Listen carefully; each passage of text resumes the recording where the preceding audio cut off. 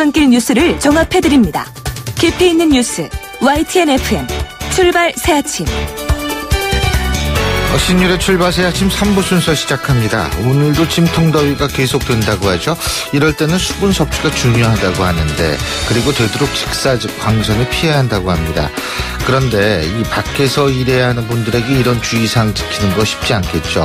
그래서 하는 말인데, 우리 주위에서 밖에서 일하시는 분들 위해서 이 생수라도 건넬 수 있는 여유와 따뜻함을 보여주는 거 어떨까 하는 생각이 듭니다. 이런 따뜻함은 폭염의 피해를 줄일 수 있는 힘이 될 수 있습니다. 그런 힘을 보여주는 거, 이건 동시대를 살아가는 우리의 당연한 마음이 아닐까요? 신율의 출발 새 아침 3부 순서, 먼저 광고부터 듣겠습니다.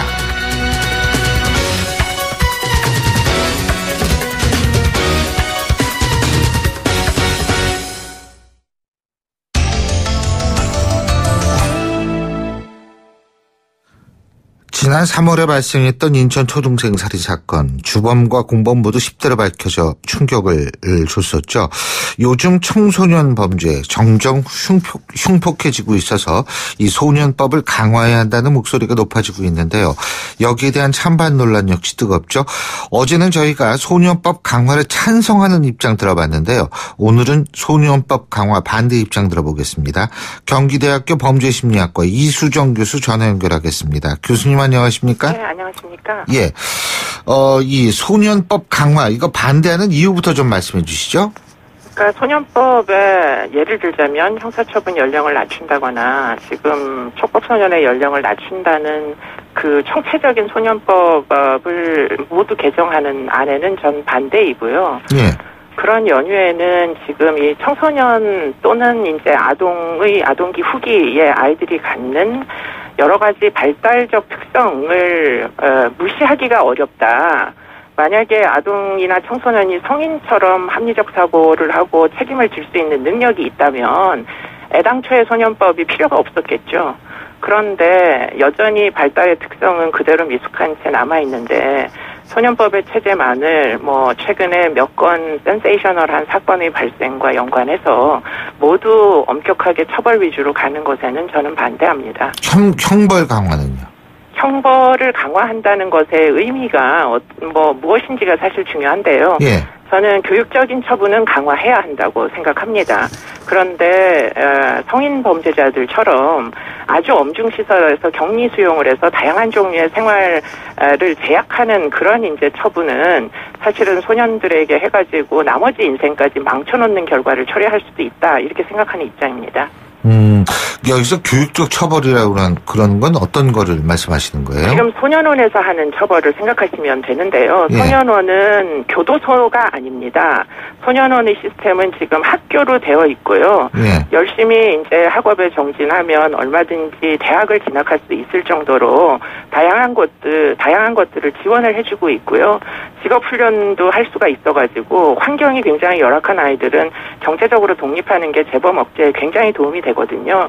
그래서 자격증을 취득한다거나 그런 일들이 이미 성과를 내고 있는 것으로 알고 있습니다. 예. 근데 지금 사실 이 소년 범죄가 굉장히 흉폭해지고 있기 때문에 이런 얘기가 나오는 거 아니겠어요? 그죠? 그런데 이제 잘 보셔야 되는 것이, 예. 지금 청소년이 저지르는 범죄들의 숫자가 지금 2011년, 12년을 정점으로 지금 조금씩 줄어드는 추세이거든요. 오히려 전체 통계를 보면. 예. 그렇기 때문에 그런 이제 통계 전반을 고려를 해서, 이게 법이라는 게 어느 날 바꾸게 되면 중한 범죄에만 적용되는 게 아니고 모든 소년 범죄에 다 적용되다 보니까 지금 그렇게 되면 경미한 사안에도 다 적용된다는 얘기거든요. 그렇기 때문에 지금 전체 통계는 오히려 약간 감소하는 추세로 돌아섰는데, 지금 이 시점에서 모든 소년법의 틀을 다 바꾸는 게 지금 필요한가 심각하게 좀 고민을 해봐야 될 것 같고요. 지금 이제 일부 이번에 인천 사건처럼 예. 일부 흉포화된 사건이 발생을 합니다. 예. 그런 경우에는 지금 우리나라의 소년법은 모든 법에 우선해서 소년법이 적용되게 돼 있다 보니까 아주 응보적 차원에서 형벌을 어른 못지않게 줘야 되는 사건조차도 형벌이 높게 나오지 않는 이런 문제가 있는데, 네. 이런 부분은 이제 특정범죄 가중처벌법처럼 어떤 특정한 법률에 대해서는 소년이지만 적용이 가능하도록 일부 개정하는 부분에 대해서는 저도 찬성을 해야 하지 않을까 하는 생각을 갖고 있습니다. 그러니까 지나치게 흉폭한 범죄 행위에 대해서는 특가법 같은 것들을 개정해서 그걸 적용해서 상당히 좀 중벌을 내릴 필요는 있다. 여기엔 동의하신다. 이렇게 이해해도 되겠습니까? 네. 영미법 체계의 국가도 그런 전례들이 있기 때문에 우리나라도 완전히 뭐 그런 제도까지 도입을 하지 말자는 얘기는 사실은 아닙니다. 그렇군요.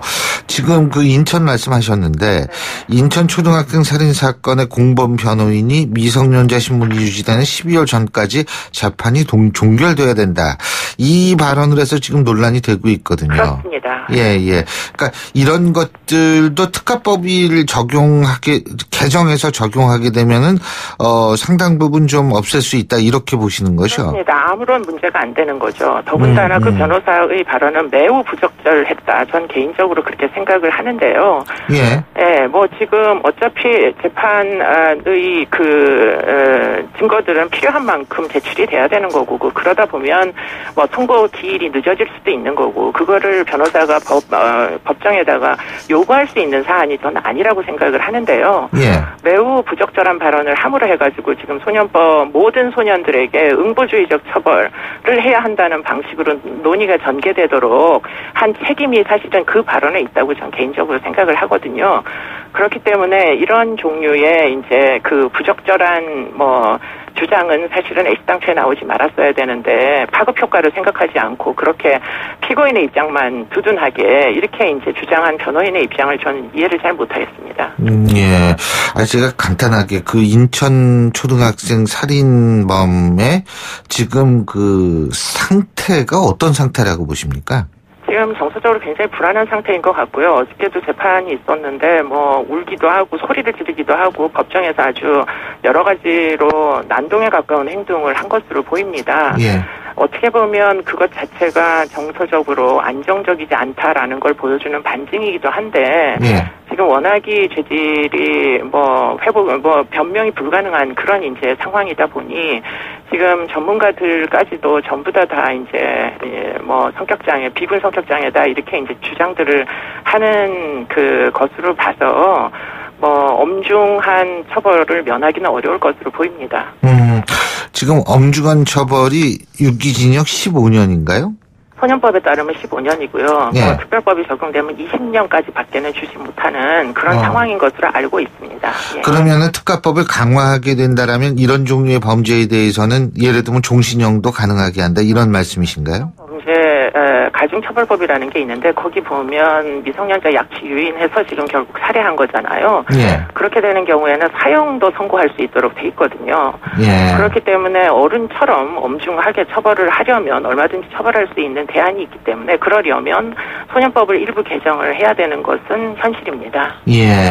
그러니까 거기에 해당되는 죄목 같은 경우에는 지금과 같은 아주 흉폭한 살인이라든지 혹은 성범죄 이런 것들을 포함시켜야 되는 거죠?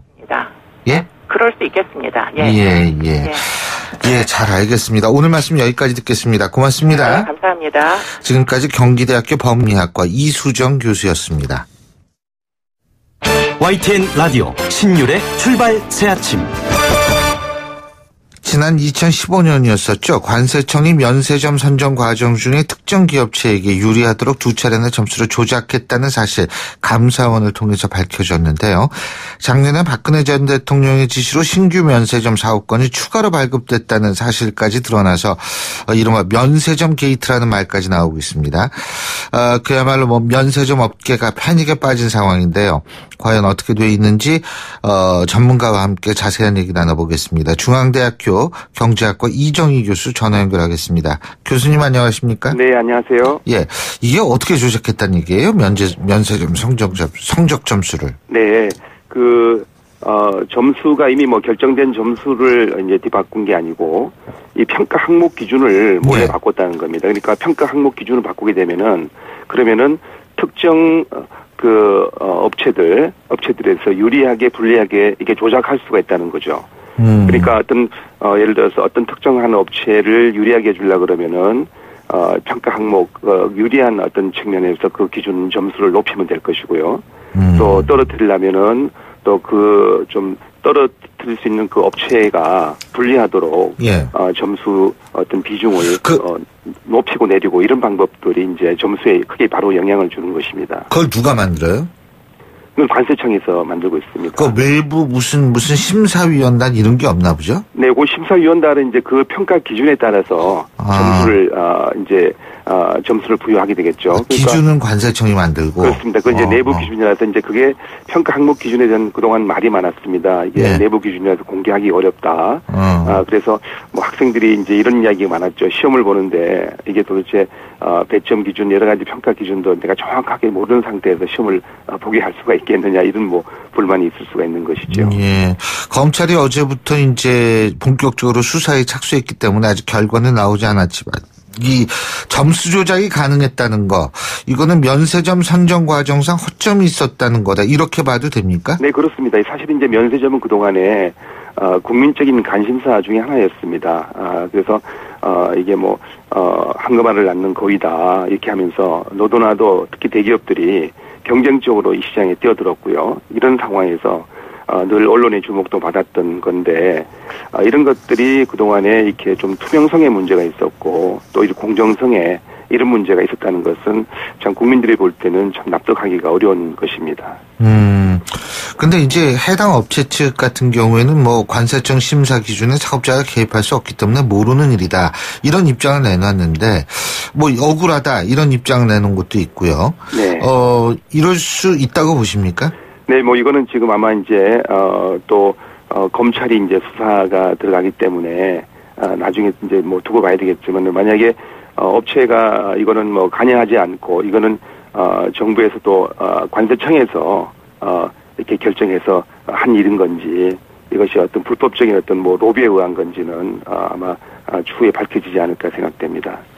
근데 관세청 담당자들도 방대한 자료를 검토하느라고 발생한 실수다 이렇게 진술을 했는데 어떤 실수라고 얘기하는 겁니까? 뭐 이런 부분들은 사실은 뭐 실수라고 하기에는 좀 납득하기가 어렵습니다. 왜냐하면은 이게 평가 항목 기준이 이런 것들은 사실 보면은 한참 오래전부터 이미 결정됐어야 되고요.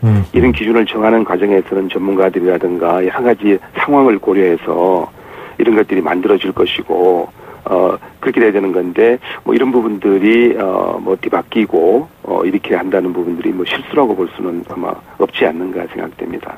그러면은 검찰 수사 결과에 문제가 있다라는 결론에 다다르게 되면 어떻게 되는 겁니까? 선정 결과는? 네, 이제 그 현행 관세법상을 보게 되면은요. 예. 거짓이나 그 밖에 부정한 방법으로 특허를 받은 경우, 예. 이런 경우에는 특허가 취소될 수 있다고 되어 있습니다. 그런데 문제는 이제 이게 정부의 정부에서 이렇게 이런 부분들이 가해내려고 불법적인 뭐 로비를 받는다든가 이런 게 아니었다 그러면은 이거는 사실은 정부가 이런 운영상에서 관리 제대로 되지 않았던 문제이기 때문에 이게 취소가 아마 되기는 어려울 수가 있다. 그러나 이제 이게 만약에 부정한 방법이 동원됐다 그러면 이 현행 법상으로 볼 때는 취소 가능하다 이렇게 볼 수 있는 것입니다. 근데 이 면세점이 굉장한 그 특혜가 될 수 있나 보죠? 이게?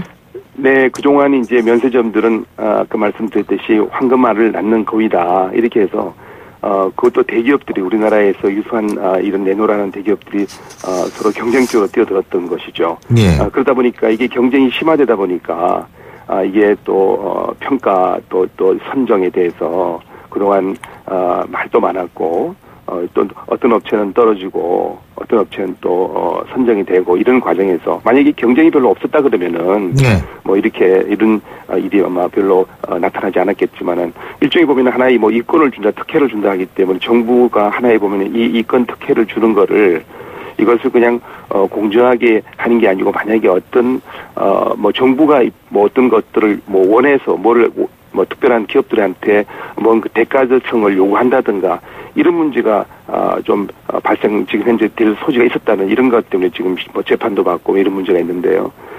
사실 그동안의 이 면세점은 그런 측면에서 많은 주목을 받았고 말도 많았다 이렇게 볼 수 있는 것입니다. 그렇게 되면은 지금 현재 이제 그 특허권을 관세청이 쥐고 있는 거죠, 그죠? 면세점. 네, 지금 특허 관리권을 그렇죠. 갖고 있습니다. 있습니다. 그럼 이걸 신고제로 전환하자 이런 얘기가 있던데 이렇게 되면 어떻게 될까요? 네, 뭐 이게 이제 신고제, 등록제 이야기가 많이 나오고 있습니다. 네. 나오고 있는데요.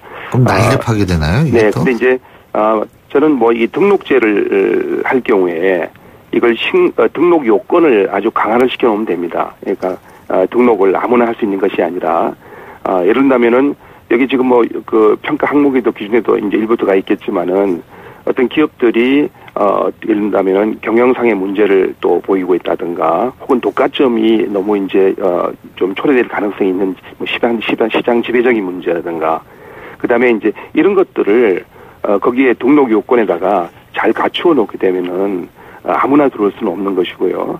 이런 부분들은 그러면 심사상의 어떤 뭐 이런 문제, 왜냐하면 그런 요건들을 다 공개를 하고 그 요건에 맞게 되면은 이러면 허가를 해주는 이런 방법도 있을 수가 있고요. 또 하나는 뭐 이게 지금 현재 늘 이 운영상의 문제점들이 이게 뭐 적정하다 안 하다 하기 때문에 이런 부분들은 관세청에 그냥 맡겨둘 부분은 아니다. 그래서 어떻게 보면은 여러 관련된 부처가 이게 지금 사실은 관세만의 문제만이 아니거든요. 왜냐하면 이게 관광의 문제고 또 유통의 문제고 하기 때문에 관련된 부처들이 함께 참여해서 이런 부분들을 운영을 할 수 있는 뭐 특별 어떤 그런 관리위원회를 만든다든가 이렇게 할 필요가 있지 않을까 생각됩니다. 근데 지금은 이게 이제 특허 그 관리권 기간이 10년인가요? 5년인가요? 지금 이제 5년 만에 이제 5년 제작을 하게 돼 있습니다. 이게 등록 요건을 강화하는 방식으로 해서 등록제로 바꾸면 10년 만에 지금 이제 다시 늘었습니다. 그러니까 이걸 5년으로 다시 이제 줄이자고 하는 건데요. 근데 이걸 등록 요건을 강화해서 등록제로 바꾸면은 이렇게 그 특허 관리권을 갱신하거나 제허가 받는 그런 것도 가능한가요? 이게 제허가 나름대로 또 의미가 있는 거 아니겠어요? 한 번만. 예, 제허라는 것은 이제 한 번 주고 마는 게 아니라 다시 일정한 기간을 지난 다음에 다시 이제 심사를 해서 다시 연장을 시켜줄 건가 아니면 탈락을 시킬 거를 결정하기 때문에 기업들이 한번 특허를 받고 난 다음에 또 마음껏 이렇게 운영할 수는 없다는 이런 취지에서 이제 이런 특허 기간이라는 것을 이제 가지고 있는 것이고요. 이걸 또 이제 좀 짧게 하자. 너무 길게 했더니 또 짧게 하자 했더니 기업상에서는 기업의 경영에 문제가 있다. 왜냐하면 이렇게 사업 투자를 했는데 너무 짧은 기간 동안에 하게 되면은 이 반납하게 되면은 사업에 큰 차질이 투자에 대한 어떤 그런 회수도 안 되고 뭐 여러 가지 또 그다음에 그냥 내버려 두자니 이것은 또 너무 또 그동안 취지를 살리지 않게 이런 가는 문제가 있다. 이런 것들 논란이 있는 것입니다. 그 관세청에서는 전문가 그룹을 통해서 특허 심사 제도를 투명하게 개선해 보겠다. 이걸 그저께 발표를 했는데 이 부분은 어떻게 보십니까? 네, 이 부분은 뭐 이 부분만이 아니라 예전부터 그렇게 하겠다 그랬고요. 또 하고 있다 일부에서는. 근데 그런 것들이 이제 사실은 제대로 어떤 기대에 못 미친다 이런 문제였기 때문에 그렇기 때문에 이거는 한 부처에서 이런 부분들을 맡겨둘 이런 부분은 아니지 않는가 이렇게 보는 것입니다. 그렇군요. 어쨌든 이 면세점이요. 지금 뭐 사드 보복으로 상당히 또 재정적으로 곤란한 면세점들도 있다. 뭐 이런 얘기가 있는데 이거 이런 식의 이제 이게 나오면 이 구조조정의 속도가 면세점끼리의 구조조정의 속도가 붙는 거 아니냐 이런 분석도 있는데 어떻게 보십니까? 네, 그렇습니다. 지금 현재 면세점 최근에 중국 관광객들이 줄고하면서 이미 벌써 면세점 업계에서 지금 어려움이 나타나는 경우가 지금 나타나고 있고요. 하기 때문에 아마 구조조정원들은 시장에서 나타날 거다. 이미 특허를 받은 업체들 중에서도 사업이 뭐 이용하기가 대단히 어렵다 하는 경우는 스스로가 반납을 하는 업체도 나타날 것으로 보이고요. 이렇게 하기 때문에 구조조정은 아마 어느 정도 아마 나타날 거다 보기 때문에 이것은 뭐 앞으로 면세점들이 옛날같이 황금알을 낳는 거위다. 이 부분들은 앞으로 두고 봐야 될 부분이다. 이렇게 보겠습니다. 예, 오늘 말씀 잘 들었습니다. 고맙습니다. 네, 감사합니다. 지금까지 중앙대학교 경제학과 이정희 교수였고요. 신율의 출발 새 아침 3부 순서 여기서 줄입니다. 잠시 뒤 4부에서 뵙겠습니다. 날카로운 분석, 내일을 보는 시선, 신율의 출발 새 아침. 신율의 출발 새 아침 4부 순서 먼저 광고부터 듣죠.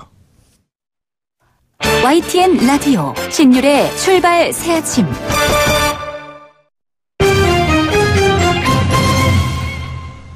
예, 경제뉴스 알아보겠습니다. 한국경제신문의 정인설 기자 전화 연결되어 있습니다. 안녕하십니까? 안녕하세요. 예, 제니델 옐런 미 연준 의장이 연내 긴축 정책을 시행하겠다 이런 얘기를 했는데 이게 결국 이제 금리 다시 올리겠다 이 얘기 아니에요? 맞습니다. 금리 인상은 좀 4분기 말 정도로 예상이 되고, 예. 그보다 이제 보유자산, 이제 미 연준이 가지고 있는 재산, 돈을 가지고, 예. 또 국채 만기가 돌아올 때 이걸 다시 사주고 연장을 해주면서 시중에 돈을 풀고 이랬었는데 이걸 이제 하지 않겠다라는 겁니다. 그게 보유자산 축소라고 얘기를 했고, 예. 그 시점이 9월 말 정도로 예상이 된다는 거죠. 이걸 다시 팔면 시중에 있는 돈을 흡수하게 되는 거겠죠. 그래서 금리 인상과 거의 비슷한 효과이고요. 원래 글로벌 금융위기 이전에 미 연준이 보유했던 자산은 1조 달러도 안 됐었는데 현재는 4조 5천억 달러가 있거든요. 그만큼 돈이 시중을 풀렸다는 얘기고요. 이거를 걷어들이겠다라는 거죠. 예, 그렇군요. 이걸 걷어들이겠다. 근데 이제 시장의 관심이 금융 이런 문제보다도 옐런의 거취 문제였었다고 그러더라고요. 맞습니다. 이제 미 연준 의장은 원래 매년 2월하고 7월에 의회에 나와서 통화정책하고 경제현황을 설명을 해서 어제 7월이니까 어제 이제 하원에서 설명했고 오늘 상원에서 미국 시간으로 상원에서 설명을 하는데 금융현황 설명하는 것보다 옐런이 도대체 언제 그만둔지 내년 2월이 미 옐런 연준 의장의 임기가 끝나는 시점이거든요. 더 하겠느냐 안 하겠느냐가 지금 관심입니다. 트럼프 대통령은 왔다 갔다 했거든요. 대선 때만 해도 옐런 의장은 민주당 사람이다라고 비난을 했었는데 취임 이후에는 나는 옐런을 좋아한다, 존중한다까지 얘기를 했었습니다. 그래서 예. 임기가 연장되는 거 아니야라는 무게가 좀 관측이 있긴 했었는데 최근 들어서는 다시 교체설에 힘이 실리고 있습니다. 벌써부터 후임이 거명되고 있거든요. 메리콘 백악관 국가경제위원회 위원장이 유력하게 거론이 되고 있는데 내년 2월에 도널드 트럼프 대통령이 옐런 의장을 재지명할 것이냐 안 할 것이냐 여기에 관심이 있는데 아마도 교체되지 않겠냐라는 게 조금 더 무게가 실리고 있습니다. 그렇군요. 그리고 미국이 한미 FTA 재협상을 선언을 했죠. 재협상이냐 재개정이냐 그것도 말들이 좀 있긴 한데 예. 지난달 말 한미 정상회담 때도 문재인 대통령은 한미 간의 재협상은 합의되지 않았다라는 거 분명히 밝혔다라고 기국에서 얘기를 했는데 트럼프 정부는 다시 재협상 절차를 강화하겠다라는 뜻을 밝힌 거나 마찬가지죠. 미 무역대표부 USTR 로버트 라이트 하이저 대표는 미국 시간으로 어제였죠. FTA 바꾸는 협상 절차를 시작한다라고 밝혔고 오는 8월에 워싱턴 DC에서 한미 공동위원회 회담을 추진하겠다라고 얘기를 했습니다. 그동안 한미 FTA 재개정이 있다 없다, 재협상이 있다 없다 말들이 많았는데 이걸로 재협상이 사실상 시작된다라고 봐도 될 것 같고요. 네. 그동안 계속 얘기해왔던 한국과의 무역 적자 부분에 대해서 분명히 문제점을 얘기했기 때문에 어떤 압력의 어떤 강도가 앞으로 좀 갈수록 커질 것 같다는 생각이 들고 있습니다. 예. 자, 그리고 김동연 부총리가 올해 소득세는 오르지 않겠다 이런 얘기를 했네요. 맞습니다. 다음 달 아마도 8월 초에 매년 이제 세제 개편을 발표하는데 그 네. 방향에 대해서 어제 개괄적으로 얘기를 한 거죠. 조세 감면이나 개편은 하겠지만 적어도 소득세 명목세로는 올리지 않겠다. 그건 지금까지 검토하지 않고 있다라고 밝혔고요. 그래서 소득세나 부동산 보유세 인상은 다음 달에 있을 세제 개편에 들어갈 가능성 상당히 낮아져. 대신 이건 하겠다라고 했습니다. 이번 세제 개편에서 소득세 최고세율 40%죠. 이 과표 구간을 현재는 5억 원 초과로 되어 있는데 3억 원 초과로 낮춰서 강화를 해서 이제 부자 증세단 말이 있긴 하지만 좀 더 과표 구간 최고세율을 높이는 그 범위를 넓히겠다 이렇게 얘기했습니다. 예. 자, 그리고 실손보험의 가장 큰 문제가 일부 가입자들의 과잉 진료인데 보험사들의 구두 경고만으로는 구두 경고만으로 과잉 진료가 사라졌다 그러네요. 예? 그런 이제 사례가 나타났다는 건데요. 예. 다 아시겠지만 이 실손보험은 자동차 보험하고 가장 크게 다른 게 내가 병원에 안 가더라도 내가 보험금을 안 타더라도 내 보험료가 오릅니다. 건강보험하고 똑같은 거죠. 자동차 보험은 내가 사고가 나서 내가 과실이 있어서야지 내 보험료가 그렇죠. 오르는데 실손보험은 그거 전혀 관계가 없습니다. 내가 병원에 안 가더라도 보험금을 안 타더라도 나와 비슷한 연령대의 사람들이 병원에 많이 가면 내 보험료가 다음 달에 내년에 덩달아 오르거든요. 예. 어쩔 수 없는 부분이 있는데 그 이유가 실제로 나는 안 가는데 딴 사람들 가기 때문입니다. 실제로 보니까 실손보험 가입자의 70%는 10명 중에 7명은 보험금을 지급받는 이력이 없습니다. 예. 일부 가입자들의 과잉 진료, 병원 쇼핑 때문에 전체 가입자들의 보험료가 올라간다는 건데 그래서 금융감독원이 우체국 보험만 한번 실험을 해본 거죠. 실손보험금 많이 타가는 병원하고 설계사를 추려서 구독 연구를 한 거죠. 과잉주를 많이 하니까 당신을 지켜보겠어라고 얘기를 하니까 바로 몇 달 후에 보험금 지급액이 병원은 10%, 그 설계사가 관리하는 고객들은 33%의 보험금이 줄었다는 거죠. 보험료가 떨어질 효과가 있다. 이 구두 경고만으로도 사실상 상당히 효과가 있지 않겠냐. 그러니까 그 블랙리스트를 따로 관리하면 되지 않겠냐라는 거죠. 예, 잘 알겠습니다. 오늘 말씀 잘 들었습니다. 고맙습니다. 예, 감사합니다. 예, 지금까지 한국경제신문의 정인설 기자였습니다. 역사의 시선으로 뉴스를 읽어봅니다. 히스토리 뉴스.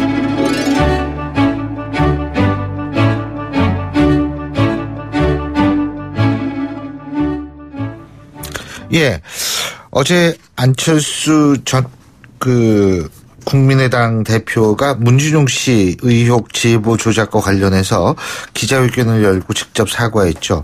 이 대선 과정에서 나타난 증거 조작이었었기 때문에 그 심각성과 충격의 여파 쉽게 가시지 않습니다. 과거 역사 속에서도 근데 이런 증거 조작이나 모함 사건이 있었을지, 그러면 어떻게 또 마무리됐는지 알아보겠습니다. 역사학자 전우영 교수님 스튜디오에 나와 계십니다. 어서 오십시오. 네, 안녕하세요. 네. 과거에도 이렇게 이 불공정 게임이죠, 이게. 불공정하게 이렇게 음모 조작, 이런 게 많이 있었죠?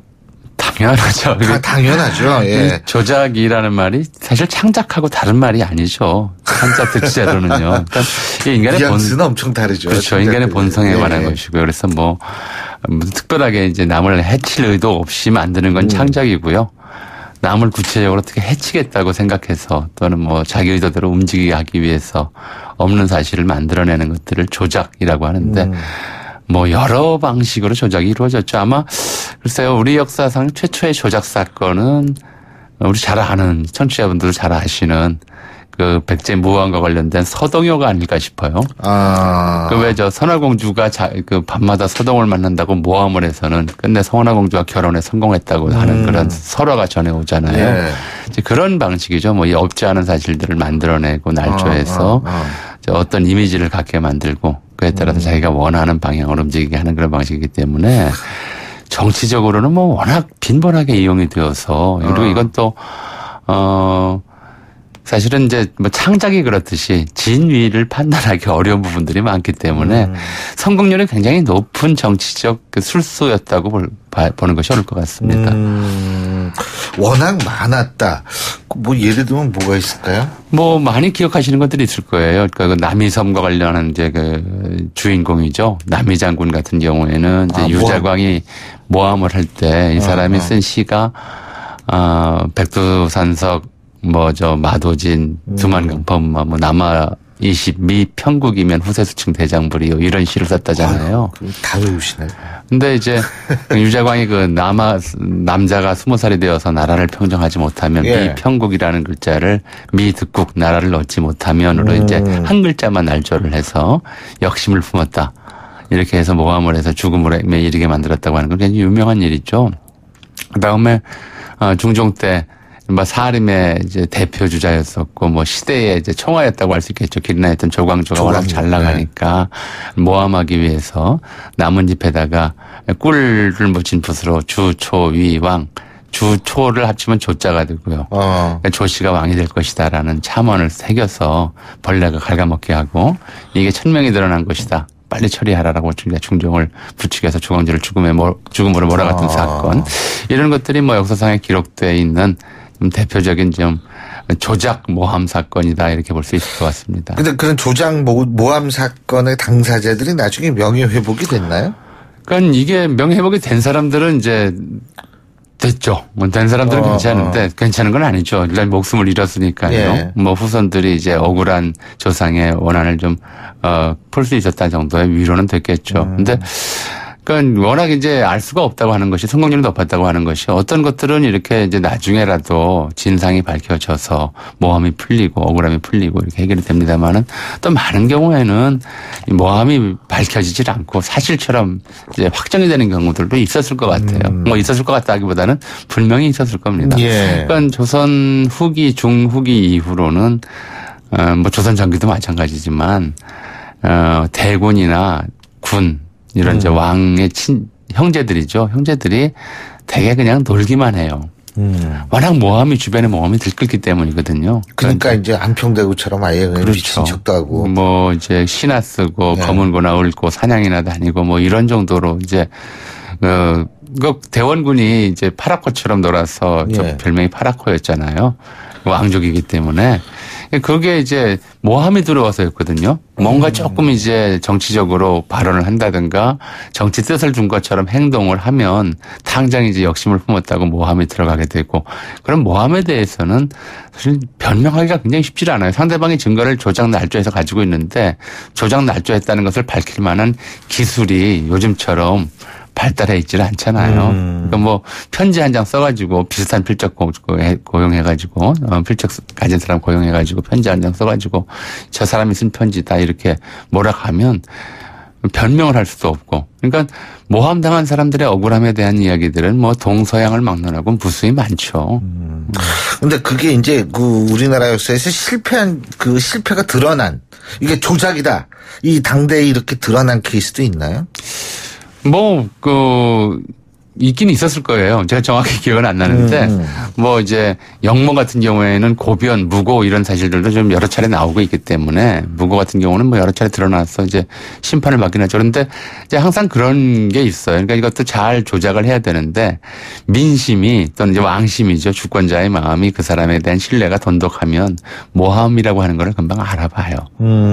그 사람이 그럴 리가 없다라고 하는 신념이 있으면. 근데 그럴 수도 있겠다는 의심이 반쯤 가 있을 때만 모함이 성공하는 거거든요. 그러니까 모함하는 사람들도 조작하는 사람들도 이제 군주의 마음을 살펴가면서 하는 거죠.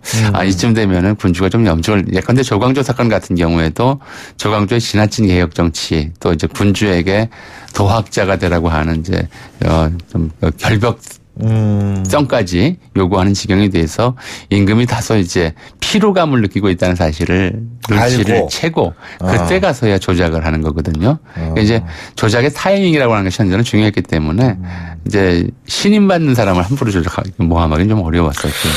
근데 그러고 옛날이나 지금이나 정치 권력을 둘러싼 싸움은 무자비해요. 예. 뭐 정치 권력만 그런 게 아니겠죠. 사실은 그런 모함들은 얼마든 일상생활에서도 굉장히 많이 나타나잖아요. 사실은 뭐 제 기억인데 초등학교 때부터 배우지 않고 하는 게 그런 방법인 것 같아요. 초등학교 때요? 뭐 그런 경우 저도 겪어봤거든요. 누가 분명히 이제 다른 아이들 물건을 훔쳤는데 물건을 잃어버렸으니까 이제 가방 조사한다 그러면은 자기가 훔친 물건 다른 애 가방에 슬쩍 집어넣고 그런 것도 일종의 이제 조작이고 그렇죠. 모함이죠. 조작 모함이죠. 예, 그런 일들이 이제 뭐 배우지 않고도 뭐 일단 하는 일이기 때문에 정치계뿐만 아니라 뭐 기업이라고 그런 게 없겠습니까? 경쟁사 제품에서 뭐 이상한 물건 나왔다고 이제 루머 퍼뜨린 거나 뭐 이런 일들이 비일비재하기 때문에 이 문제는 정말 이제 워낙 많이 겪는 일들이니까 일상생활에서도 그 부분에 대해서는 알잖아요. 그러니까 모함과 조작에 대해서는 정말 당사자들이 있거나 주변 사람들이 냉정하게 계속 판단해 나가는 수밖에 없을 것 같아요. 그래도 찾아내기 쉽지는 않습니다만은. 그렇죠. 근데 옛날에 진짜 풍문으로 또 이렇게 그 사람 모함하고 그래가지고 좀 야호시키고 이런 경우가 있었어요? 아니, 근데 그런 건 이제 제일 뭐 흔한 방법 중에 하나죠.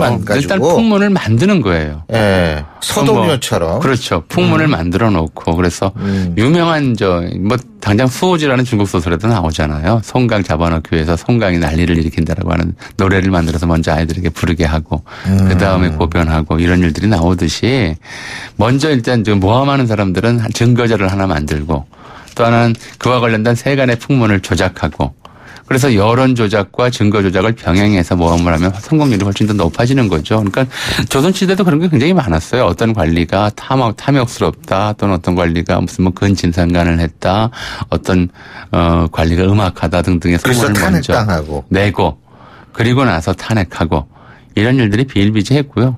뭐 지금 막 생각이 나는데 좀 대표적인 사례로 보자면 이제 영주가 금주령을 내렸어요. 그러니까 이제 쌀이 부족해서 예. 술 빚는 데 쓸 쌀이 없으니까 예. 신분 고아를 막론하고 술 마시지 마라. 근데 그거 내리자마자 좀 공교롭게도 이제 지금으로 치면 대장급이에요. 예. 남병사라는 유리구현이라는 사람 집에서 술병이 발견돼요. 술 냄새 나는 술병이. 그래서 이제 바로 이 사람을 사형시켜요. 참, 예. 사형시키는데 이걸 그 당시에는 그런 기록이 안 나왔지만 보면 조작이라고 이제 의심이 되는 거죠. 옛날에도 그런 거 보면 참 이런 일이 많았습니다. 예, 오늘 말씀 여기까지 듣겠습니다. 고맙습니다. 네, 감사합니다. 예, 지금까지 역사학자 전우영 교수님과 함께했습니다. 예, 신율의 출발 새 아침 목요일 순서 여기서 모두 줄이겠습니다. 전 신율이었고요. 오늘 하루도 행운이 가득한 하루 되시기 바라겠습니다. 전 내일 7시 15분에 다시 오죠. 고맙습니다.